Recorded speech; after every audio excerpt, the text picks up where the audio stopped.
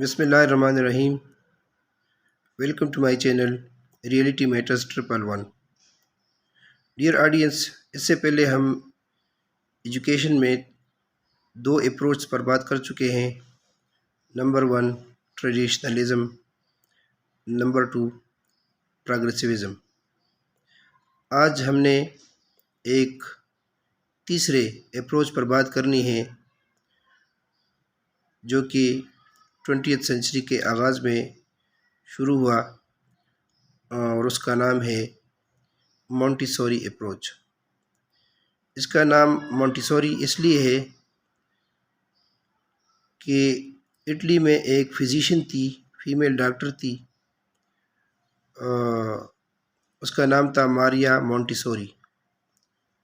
تو ایک دفعہ 1907 میں اس کو ایک ڈے کیئر سینٹر میں انوائٹ کیا گیا، جہاں اسپیشل نیڈز کے حوالے سے جو بچے محتاج ہوتے ہیں وہ تھے۔ تو وہاں جا کر اس کو بہت کچھ دیکھنے کو ملا۔ وہاں اس کا خیال آیا، بلکہ اس کا ایک بیلیف تھا کہ جو بچے ہوتے ہیں لرننگ کے حوالے سے، میچور بچوں یا اسٹوڈنٹس کی بات نہیں ہے، یہاں بچوں کی بات ہو رہی ہے، کہ ایک ایکسٹرنل سٹیمولائی یا ڈرائیو ایسی نہیں ہے جو کہ ان کو پش کرے، انسٹیگیٹ کرے لرننگ پر، پڑھنے پر، سیکھنے پر، بلکہ یہ چیز جو ہے یہ انیڈ ہے۔ یہ اس کا ایک بیلیف تھا اور آبزرویشن اس نے کیا تھا۔ تو وہاں بچے کھیلتے تھے اور کچھ کرتے تھے، تو مونٹیسوری جو ہے نا، اس کے آبزرویشن میں یہ بات آ گئی کہ اسی طریقے کو آگے بڑھائے، یہ میتھڈ جو ہے نا سیکھنے کے لیے بچوں کے حوالے سے اچھا ہوگا، مونٹیسوری اپروچ۔ ابھی مونٹیسوری اپروچ اس نے پش کیا آگے، اور شروعات ہوئیں ایجوکیشن کے حوالے سے۔ تو پہلے ذکر کرتے ہیں مونٹیسوری کا جو طریقہ کار ہے یا جو اپروچ ہے، اس کے کی پوائنٹس کیا ہیں۔ یہ اپروچ جو ہے نا یہ چائلڈ سینٹرڈ ہے۔ مطلب یہ ہے کہ یہاں دوبارہ بچے خود لرننگ کرتے ہیں۔ جس طرح پروگریسوزم ہے، تو پروگریسوزم اور اس کے درمیان بہت ساری چیزیں مشترک ہیں، انٹر کنیکٹیویٹی ہے۔ بچے آزاد ہوتے ہیں یہاں، وہ جس طرح پروگریسوزم میں ایکسپیریمنٹس کرنے ہوتے تھے، اسی طرح یہاں بھی، لیکن یہاں ڈفرینس یہ ہے کہ یہاں بڑے لیول کے ایکسپیریمنٹس کی بات نہیں ہے، بلکہ چھوٹے چھوٹے پروجیکٹس آپ کہیے، ان کی بات ہو رہی ہے۔ اچھا، دوسرا یہ ہے کہ اس میتھڈ کے لیے، اس پروگرام کو عملی شکل دینے کے لیے ایک پریپیئرڈ انوائرمنٹ دینا ہوگا۔ پریپیئرڈ انوائرمنٹ یہ ہے کہ بچے چونکہ کھیلتے ہیں، تو ان کے ایج کے لحاظ سے وہاں ایسی چیزیں جو ہے نا رکھنے ضروری ہیں کہ وہ پورٹیبل ہو، وہ خراب نہ ہونے والے ہوں، اور وہ جو ہے نا ان کے جو ایکٹیویٹیز وہ کرتے ہیں، بعض چیزیں خود بخود وہ ٹھیک ہونے والے ہوں، تو اور وہ ان کو مینیپولیٹ کر سکتے ہوں۔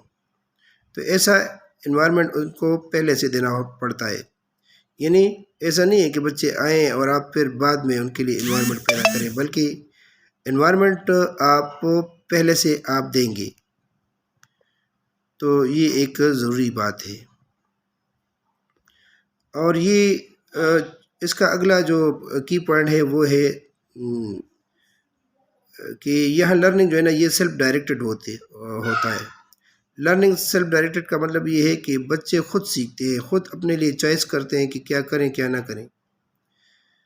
ان کے لائکس اور ڈس لائکس پر وہ ڈپینڈ کرتا ہے۔ ٹیچر کا دوبارہ کردار جو ہے ہوتا ہے وہ فیسیلیٹیٹر کا ہوتا ہے، وہ صرف رہنمائی دیتا ہے۔ تو اس طریقے سے بچے سیکھتے ہیں۔ اور ایک اور پری ریکویزٹ چیز جو ہے اس میتھڈ میں، وہ ہے مکسڈ ایج لمیٹیشنز۔ مطلب کہ اس میں ایک عمر کے بچے نہیں ہوتے کلاس روم میں یا اس ماحول میں، بلکہ سینئر بچے بھی ہوتے ہیں اور چھوٹے بچے بھی ہوتے ہیں۔ جونیئر یا عمر میں کم جو بچے ہوتے ہیں وہ بڑے بچوں سے سیکھتے ہیں، وہ سوال کرتے ہیں، بڑے جواب دیتے ہیں۔ تو چھوٹوں کا بڑوں کے ساتھ ایک کوآرڈینیشن بن جاتا ہے اور یہ سوشلی ڈیولپمنٹ وہ سیکھتے ہیں آپس میں۔ تو یہ اس کا ایک فائدہ ہے۔ اس کے علاوہ جو انوائرمنٹ کے بارے میں نے بات کہی ہے، وہ یہ ہے کہ وہاں ایسی چیزیں رکھنے ضروری ہیں جو ان کے پانچوں سینسز کو وہ مطلب ابھارے، پانچوں سینسز ان کے ایکٹیو ہو جائے، ایسی چیزیں ایسے مواد رکھنے پڑتے ہیں۔ تو یہ ایک بہت مفید طریقہ ہے مونٹیسوری کا جو طریقہ کار ہے، یہ کامیاب رہا ہے اسی وقت سے اب تک، اور یہ یورپ میں بہت زیادہ اس کو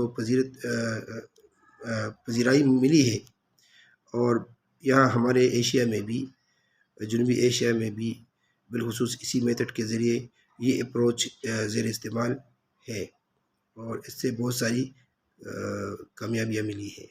تھینک یو ویری مچ۔ اللہ حافظ۔